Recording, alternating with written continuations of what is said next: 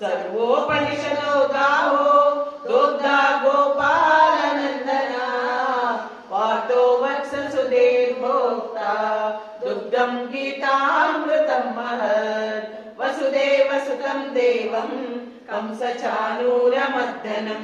देवकी परमानन्दं कृष्णं वन्दे जगद्गुरुं भीष्मद्रोणकटा जयद्रथजला गान्धारनीलोत्पला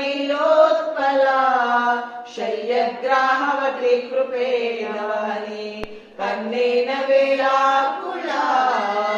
अश्वत्थाम विकर्ण घोरमकरा दुर्योधना भक्तिनी सोत्तीर्णा खलु पाण्डवैर्नदी कैवर्तकः केशवः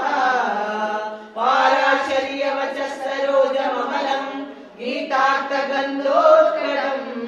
नानाख्यानककेसरम् हरिकथा सम्बोधना बोधितम् लोके सज्जन षट्पदैरहरः पेपीयमानम् मुदा भूयात् भारत पङ्कजम् कलिमला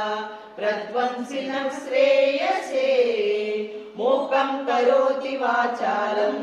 पङ्गुम् लङ्घयते गिरिम् यत्कृपातमहं वन्दे परमानन्दमाधवम्।